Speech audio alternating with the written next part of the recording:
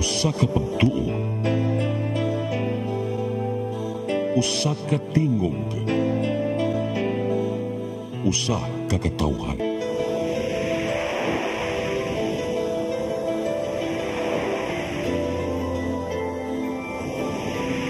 Cebu Catholic Television Network.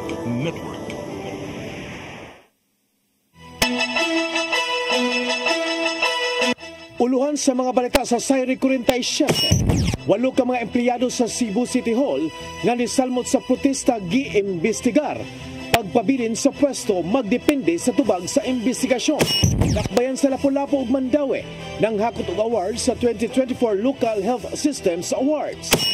Electronic bike o e-bike, iba na sa kadalanan sa syudad sa Mandaue. Laing high-value individual na dakpan sa bypass operation sa Barangay Guadalupe. Subo, Kabisayan ug Mindanao, Pilipinas ug katawhan kutos maabot sa tong Sibya sa tibuok kalibutan mayong hapon. Live kita karon sa CCTN Channel 47 ug kini ang tulumanon sa nagunang kasayuran nga angay natong masayran. Ako si Dennis Tabar. Tulumanon sa patas ng mga balita ug opinyon. Ako si Danica Cabalias. Kini ang Sayri 47.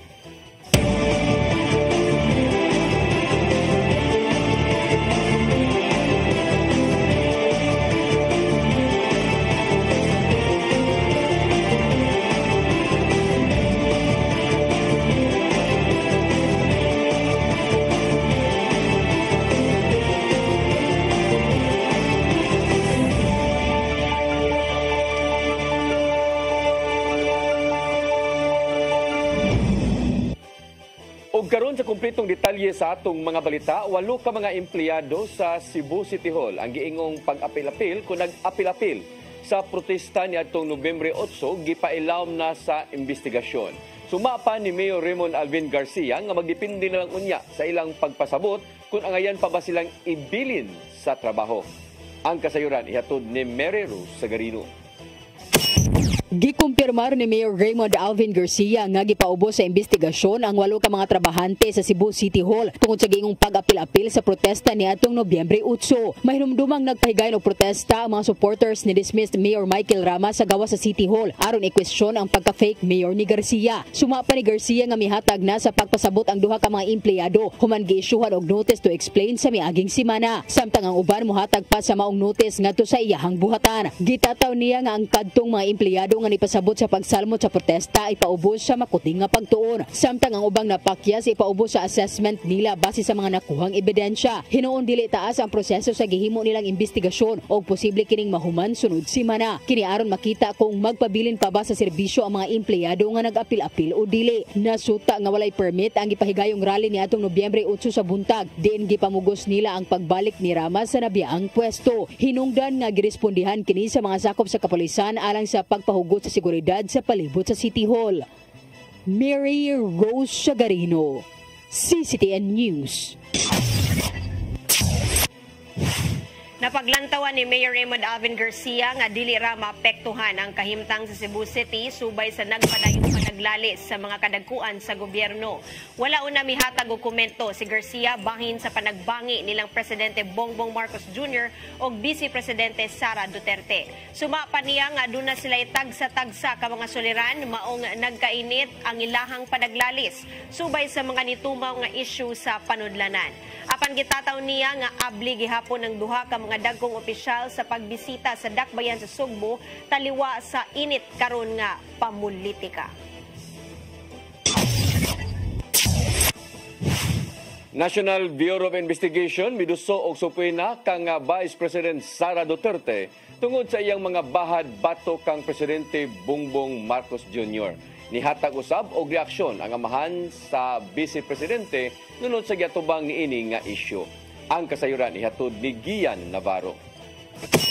Wala pa'y nakit ang person of interest ang National Bureau of Investigation bahin sa nagpalayo sa hulgang na angko ni Presidente Ferdinand Bongbong Marcos Jr.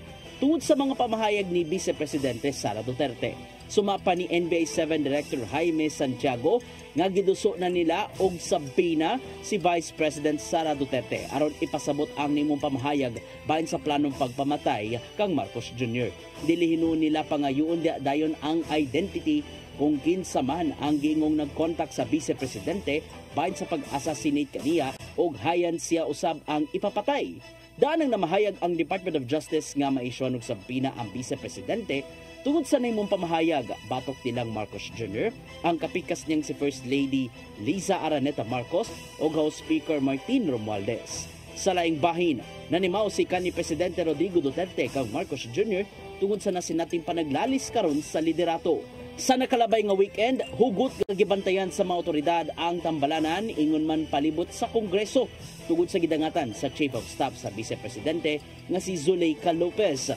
May numdumang nasakit si Lopez human sa nahimong pagbutyag bahin sa confidential funds nga gisukit-sukit karon sa Kongreso.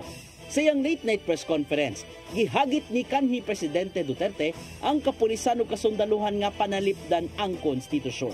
Inay nga panalipdan matud pa ang giingong mga durugista diin giapil niya mismo sa mga pasangil si Marcos Jr. Gian Navarro, CCTN News.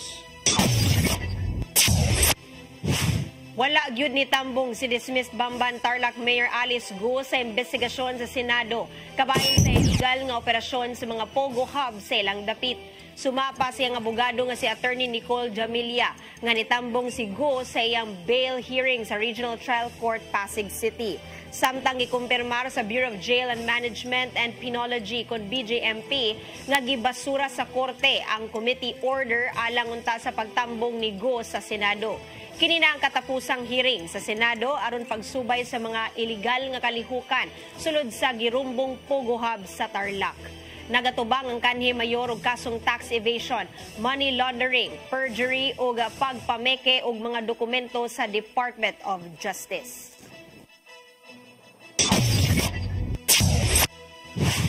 Dakbayan sa Lapu-Lapu ug Mandawi nakahakot og moabot sa 22 ka mga awards sa gipahigayon nga 2024 Local Health System Awards.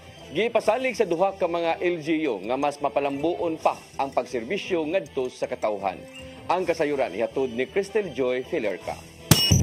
Moabot sa 12 ka mga awards ang gihakot sa lokal nga kagamhanan sa Dakbayan sa Lapu-Lapu ato sa 2024 Local Health System Awards ni atong Nobyembre 23 nga gipasiugdahan sa Department of Health Central Visayas Center for Health Development. Kung diin usa sa ilang gidawat nga awards mao ang pinakataas nga pasidungog nga gihatag sa DOH CVCHD7 isip champion sa local health system sa mga highly urbanized cities. Tungod sa mga award, gidawat usab nila ang 200,000 pesos nga cash incentives. Ang tanang awards, personal nga gidawat ni Mayor Junior Dahongchan, Dr. Agnes Cecil Realiza nga mo'y pangulo sa City Health Office ug uban pang mga kawani sa maong buhatan. Samtang daghang awards usab ang nadawat sa syudad sa Mandawi. Pipila sa award, naglakip sa award for highest in population chest x-ray screening sa mga highly urbanized cities. Emilio Aguinaldo Dugong Bayani Award, Award for Establishment of the Healthcare Provider Network, Excellence Award on Newborn Screening o Good Practices in Health Award. Ang Mandawi usab ang highest number of accredited consulta provider citywide health systems category. Top 3 usab sila sa health facility with highest HIV testing ug nakadawat og Directors Award. Sa 2024 Local Health System Awards, ang Mandawi City nominado sa Highly Urbanized Cities category. Crystal Joy Filerca, CCTN News. Mga residente sa Lapu-Lapu nga nag-edad og 59 anyos kinahanglan ng mag-pre-register sa ilang pagka-senior citizen. Kinaron nga malakip na sila sa budget sa tuig nga sila mag-60 anyos na o makadawat dayon sa financial assistance. Ang kasayuran hatod pagbalik ni Crystal Joy Filerca. Nipahigayon og orientation og review sa Senior Citizens Law ang Office of the Senior Citizens kon OSCA kaganihang buntag. Kauban ang mga presidente sa mga asosasyon sa senior citizens matag barangay o mga stakeholders nga naghatag kanila og discounts. Ato sa mong higayon usab, gipahibaw ni City Councilor Annabeth Quizon, ang chairman sa Committee on Social Services para sa mga senior citizens and persons with disabilities, nga ang katong mga nag-edad na og 59 anyos kinahanglan ng mag-pre-register para sa pagka-senior citizen. Base kini sa gihimong amendment sa ordinansa sa paghatag og financial assistance sa mga senior citizens. Tumong niini aron nga malakip na sila sa budget para sa sunod nga tuig nga sila magpanuigo na og 60 anyos. Mag-anticipate na may mag-ibaw na may upila di ay ang sa isinta ini kami para ma-appeal makadawat na yun sila upon reaching 60 makadawat na yun sila sa ilang financial assistance.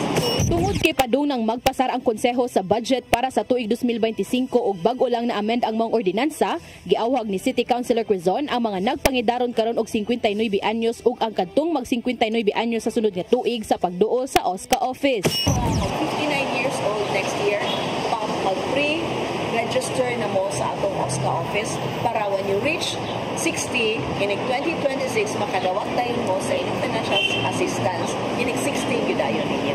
Ang mga senior citizens sa Dakbayan sa Lapu-Lapu makadawat og tag 8,000 pesos matag tuig. Apan alang sa kadtong mga senior citizens nga may mga disabilities, aduna sila dugang nga 2,000 pesos. Ipahigayon matag buwan sa Mayo ug Disyembre ang payout niini. Crystal Joy Filerca, CCTN News.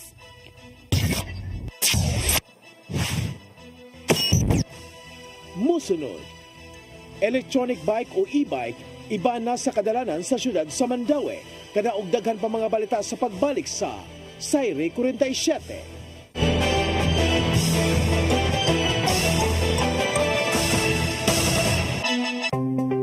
Discover the beauty of the Philippines.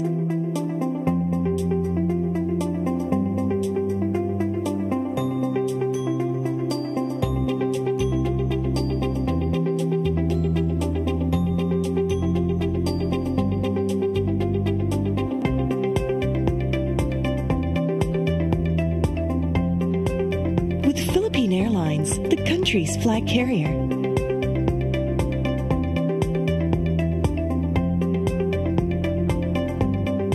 The airline that lets you feel the warmth of the nation.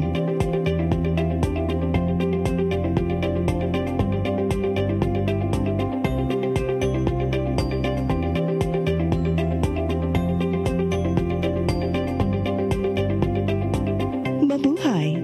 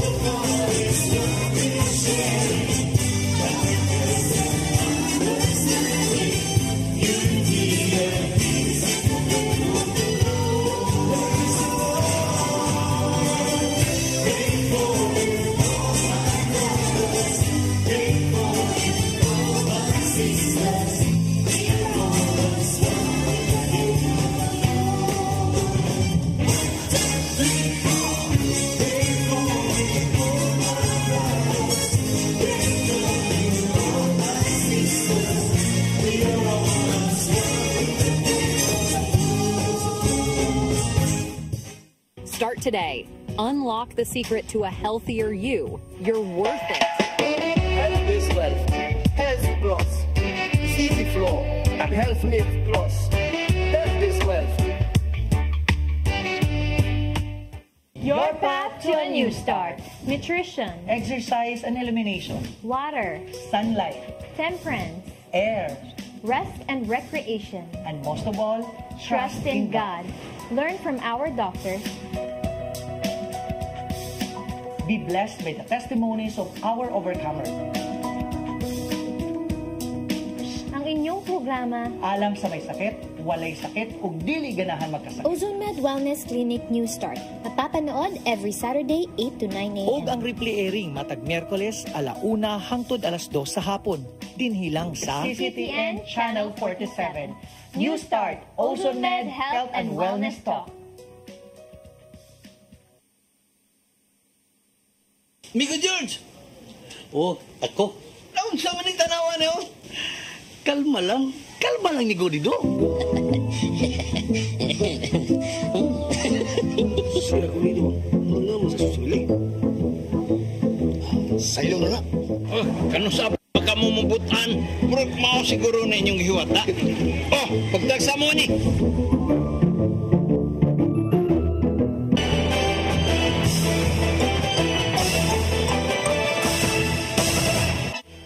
Balik sa atong mga balita, syudad sa Mandawi mubana sa electric bike kun e-bike diha sa kadalanan sa syudad. Ang masakpan nga mulapas i-impound sa traffic department ang ilang e-bike. Ang kasayuran ihatod ni Mary Rose Sagarino. Sa meeting sa Mandawi City Traffic Board kaganinang buntag, usa sa mga gituki ug giaprobahan ang pagban sa e-bike sa mga kadalanan sa syudad sa Mandawi. Matud ni Hil Rituya ang pangulo sa Traffic Enforcement Agency of Mandawi kun team nga walay rehistro ang mga e-bike ug walay lisensya ang mga drivers niini. Nabantayan sa team ang presensya sa e-bike sa kadalanan sa Dakbayan. Dugang pa ni Rituya nga ang pagban ipatuman aron malikayan ang pagdaghan sa e-bike nga nagrehis sa Mandawi. Kanang kay if you notice, Mandawi City has moved heaven and earth para kuhaon ang tricycle na to no, sa national highways. Then, we have received reports manggod nga kanang there are attempts of proliferating mga e-bikes dito sa Mandawi. Ang mga masakpan nga mulapas i-impound sa team ang ilang e-bike. Matud ni Rituya nga dili makaangayon alang sa mga rehistradong tricycle driver kung tugtan ang e-bike nga walay dokumento. Mandawi City is not like kanang Lapu-Lapu City, Talisay.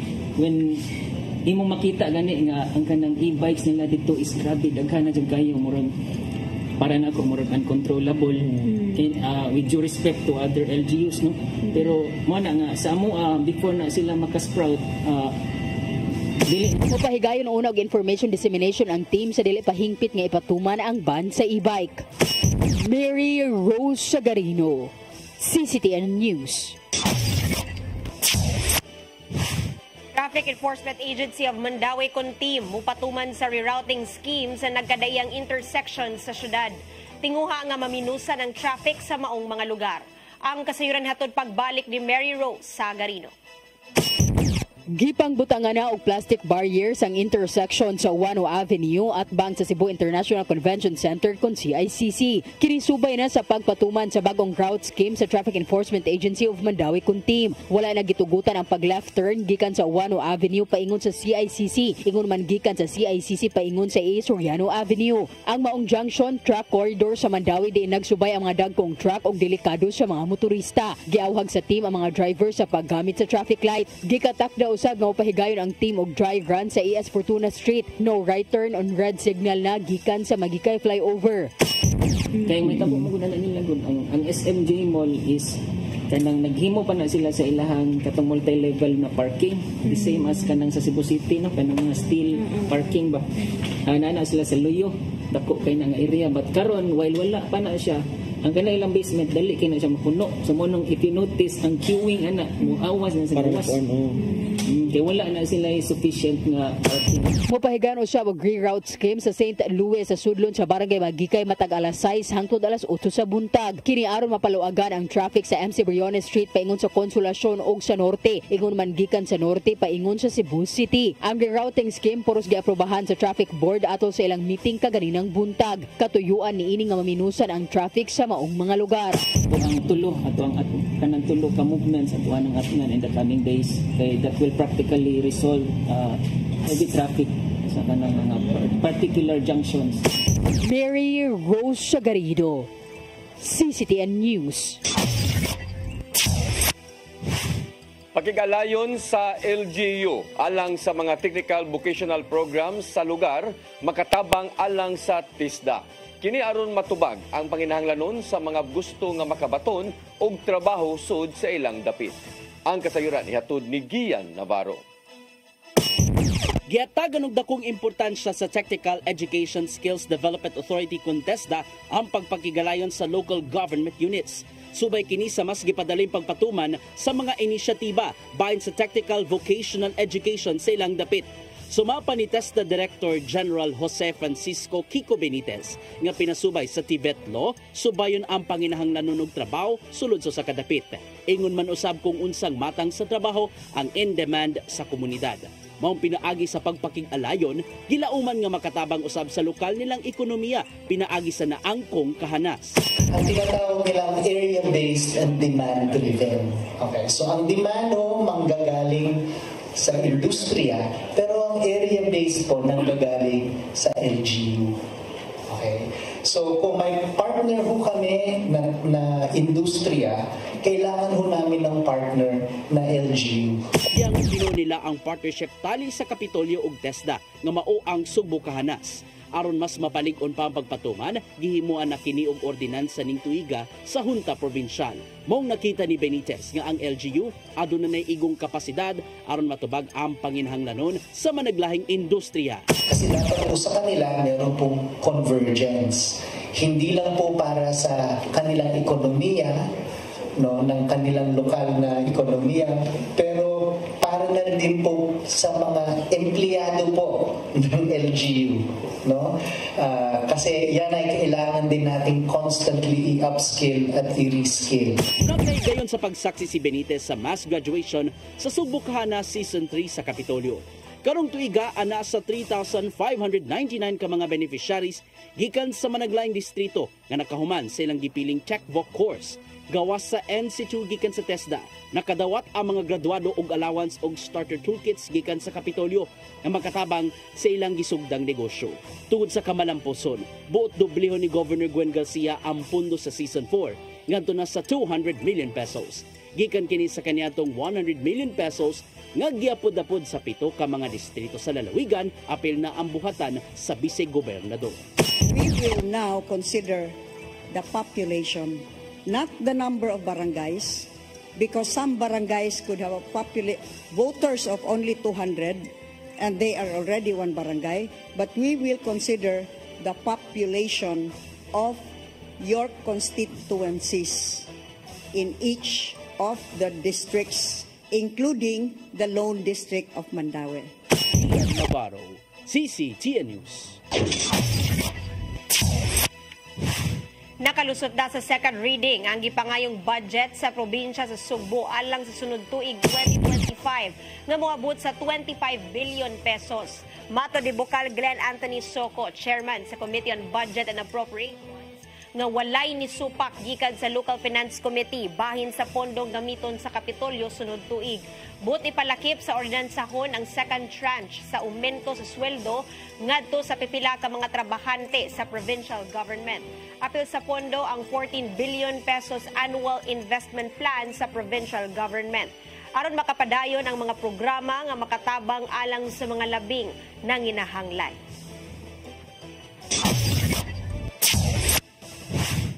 Publiko o pribadong sektor nagtinabangay aron mahatagan og pagtagad ang nanginahanglanon nga mga construction industry. Subay usab kini sa tinguha nga mapatasan pa ang dignidad sa mao nga sektor. Ang kasayuran ihatod ni Gian Navarro. Nagtinabangay ang publiko og pribadong sektor aron subayon og tagdon ang panginahanglanon sa construction industry tungod sa wag tuo nga mga proyekto karon. Formal nang gipaila sa TESDA, United States Agency for International Development kun USAID og private sector ang industry certification. Kini ang nimong tubag subay sa panginahanglanon sa pagbaton og mga skilled workers sunod mismo sa construction site. Nakita mismo sa managlaing habig nga nagkahinay ang interes sa construction tungod lang sa pagkayano niini og nihimong sumpay sa kalisod sa kapalibot.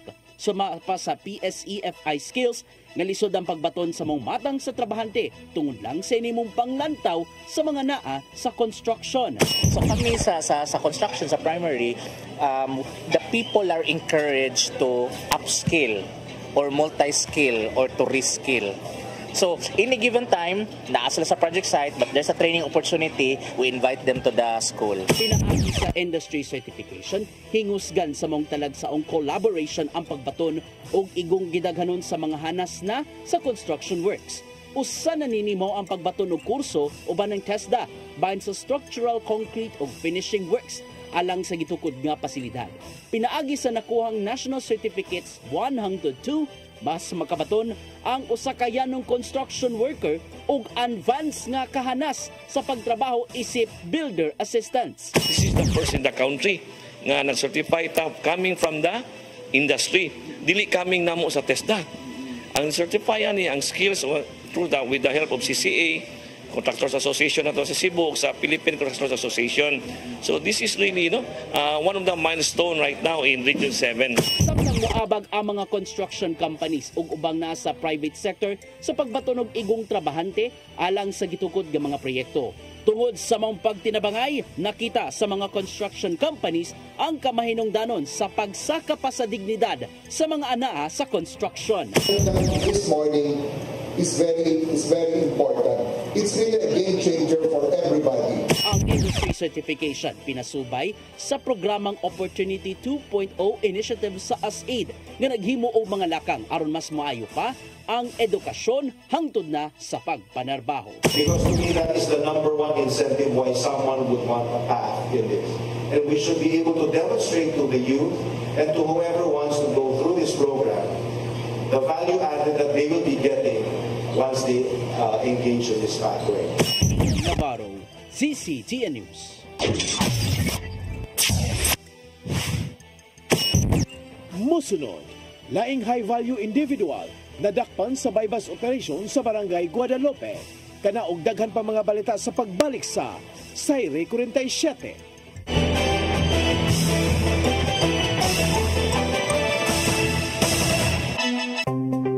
Discover the beauty of the Philippines.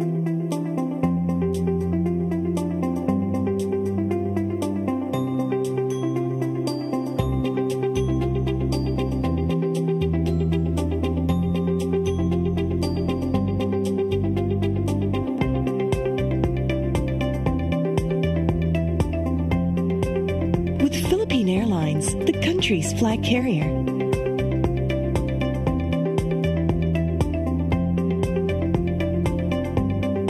The airline that lets you feel the warmth of the nation.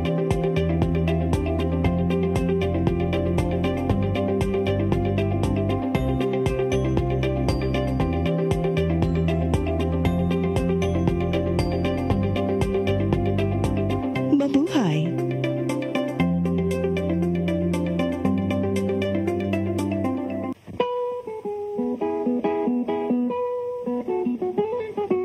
Caridad Sanchez, usa sa pinakamaayong character actress sa Philippine cinema.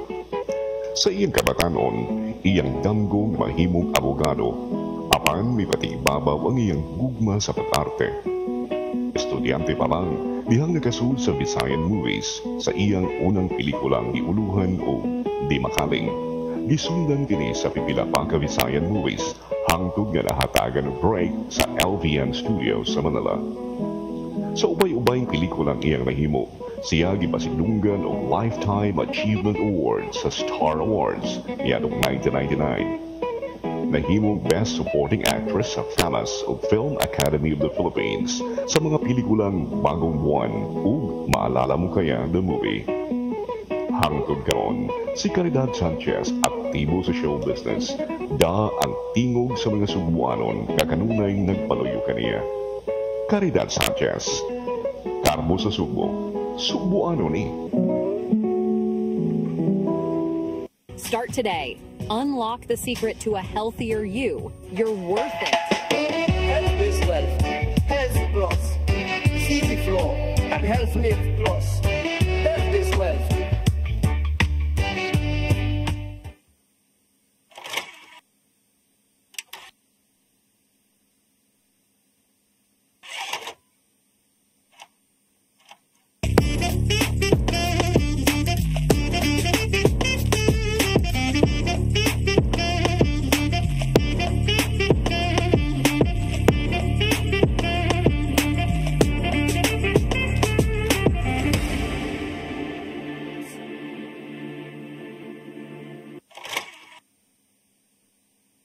Your path to a new start. Nutrition, Exercise and elimination. water, Sunlight.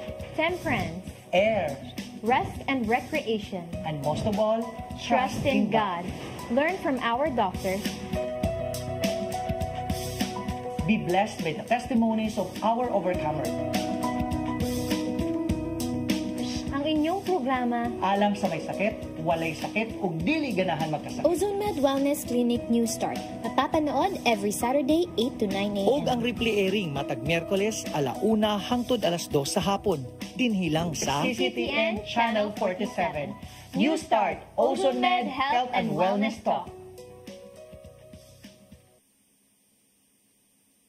Uksa! Unsa man kang tambulakan kalit nag-abot. Nalanti ka ni ron. Gitara ko nga gamay, gamay kaayo. Gitara ko nga dako, gamay kaayo. Dailing! Sa man ang utangan nga naam na si mong luyo dito. Pamanggoy siya na ikatubang ni mo Dailing kay. Tarong mo? Nganong imam kong i-apel ni Dailing ha? Wa man ko'y labot. Kini panil nga! Kini!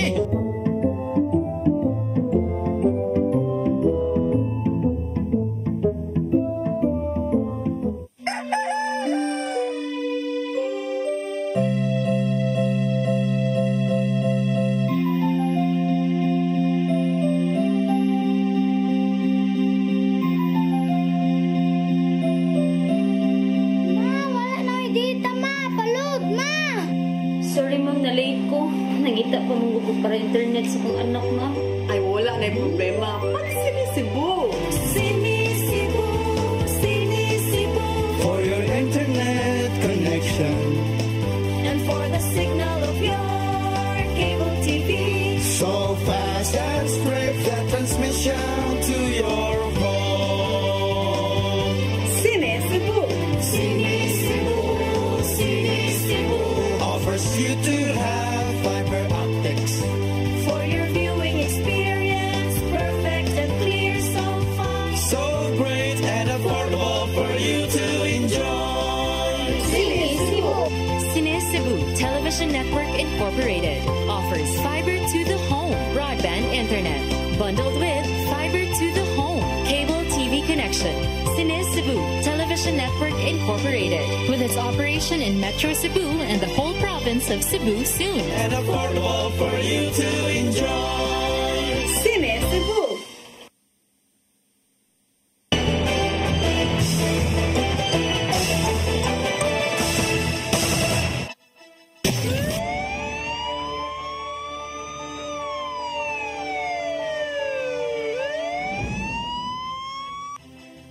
Balik sa atong mga balita, laing high-value individual na dakpan sa buy-bust operation sa PRO7 kagabi diya sa Barangay Guadalupe.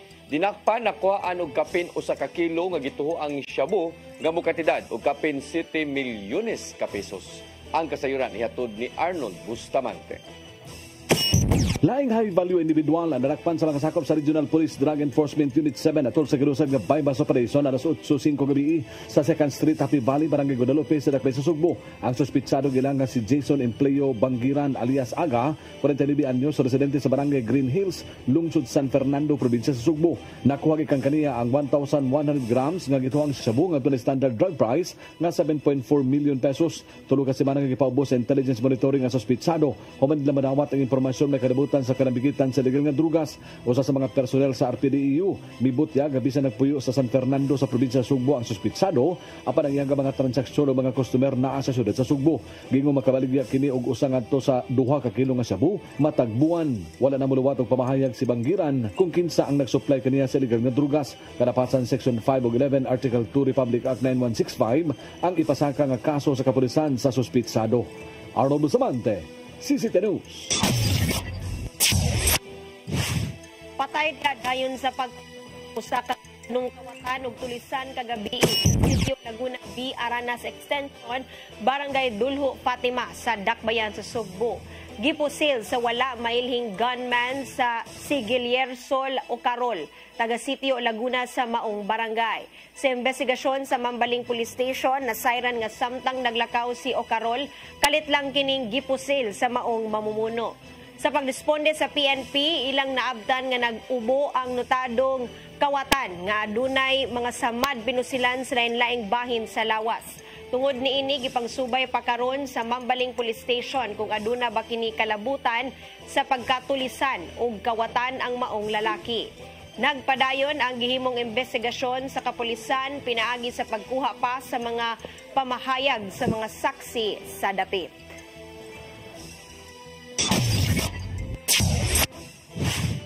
Laing vehicular accident sa tollboard ang gimonitor karon sa Trans Central Highway habig sa Barangay Busay, Bukirang Bahin kana sa Dakbayan sa Sugbo. Kini aron pag-edukar sa mga motorista nga maghinay sa pagpadagan ug dili maapil sa ihap sa mga nadisgrasya sa mao nga dalan. Ang kasayuran ihatod ni Arnold Bustamante.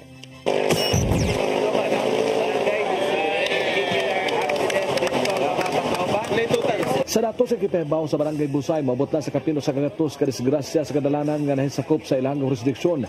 Din 152 na ka mga tao ang naangol, samtang duha ang nakabsan gyud sa kinabuhi gikan sa Enero 2024 ngadto sa Nobyembre.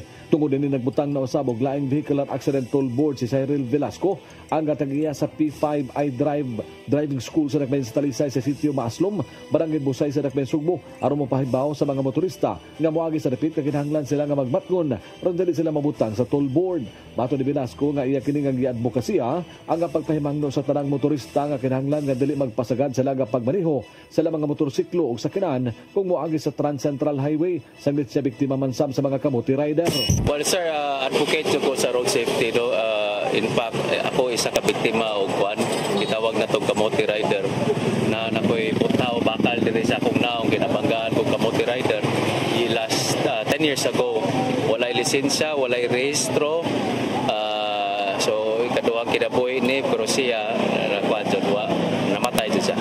Gihanap po sa Busay Barangay Captain Yudi Sanchez ang pagbutang sa mga karatula sa Sitio Maaslom sanglit ang mga lugar o sa ka-accident prone area tod kay daghang blind curve sa karsada. Dago kini katabang matod sa kapitan kay kasagaran sa mga madisgrasya silang barangay kadtong dili taga Busay nga kusog magpadagan og magbangking-bangking pa dali lang alang sa mga single nga mga motor ang mao nga karatula. Matod ni Sanchez sanglit aduna sa madisgrasya ka mga vehicle. Una tungod to remind di wan kani mga drivers na to din labi na kani mga motorcycle kusog kay mudagan sa Trans Central Highway. This is part of the Trans Central Highway. Unya base sa mga experience na to daghan kayo ng mga madisgrasya. Basin kani siya makahatag og prevention ngadto nila na muminor sila dinhi, no? Unya especially sa kuansan kaning mga vehicle o kanang dagko bitaw kay mga motor nga saba kayo nga magparon sila magtuyog sa mga adlok ang mga tao na to dinhi. Mga Tigsan, nasa sila ra ilang mga self-accident, sila ra sa matumba. Ipahibaw ang publiko nga kinahanglan na sila magmatgon samtang moagi sa TCH, ilabi na sa barangay Busay tungod kay kung madisgrasya sila, dili dayon sila maatiman kay gamay ra ang ilaga ambulansya ug posible pa nga dili na sila makaabot pa sa tambalanan kung magrabihan. Nakasabay sa Sanchez na mga badlungon nga mga rider nga iyang gihulagway nga mga batan-on nga kusog mo palagan kay di ay naglumbaan na ug wala pag yung mga helmet. Muna nga kami mohangyo Manila karon with this toll kuan nga mo minor sila kay kami sa diri sa barangay Busay wa may kapasidad pagluwas gid nila tanan kay ano uwang ambulansya o nami PTB igo-igo ra na kag ginawa sila kutob GY pero kuan yon depende sa ilahang aksidente no so na rin noon na Nalipay ang Highway Patrol Group 7 sa inisyatiba ni Velasco. Sanglit na kumatod pa kini ikatabang sa pagpahimangno sa mga mag-drive sa lamang sakinan na kinahanglan nga magmatngon. Mato ni Police Major Silvestre Sinya sa HPG7 katinghuan nila nga maminusan ang makalas og maangol mugna sa disgrasya sa kadalanan. I-minimize na to from Barangay Busay to Balamban. Dagang kayong mga curb line na kalsada kinahanglan. Pag ako sa curb line, kinahanglan na dyan ay minorta kung ato ang mga driver kung nakaseminar sila kasi po sila pagkuha ang driver license namatay seminar na road safety. Matagkaroon niya ng HPG uban sa Cebu City Transportation Office muhimog checkpoint sa TCH aron mapuggan ang disgrasya sa kadalanan. Arnold Bustamante, CCTV News. Mao gantong naglangkob sa atong mga balita sa Sayre 47. Ako si Dennis Tabar. Sa ato Christmas countdown, 29 kaadlaw na lang sa dili pa ang Pasko. Ako si Danica Caballes. Hangtod ugma sa inyong paboritong tulumanon. Sayre 47.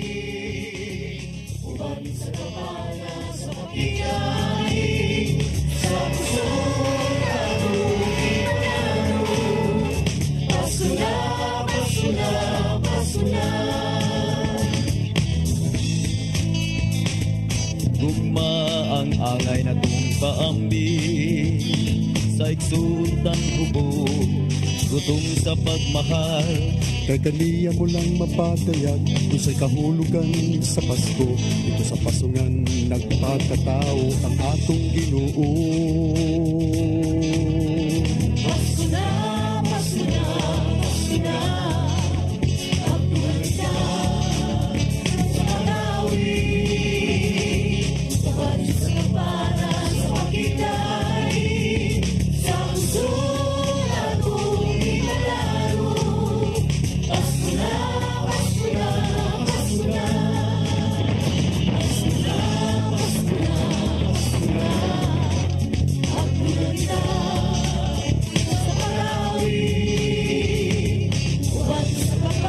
Start today. Unlock the secret to a healthier you. You're worth it.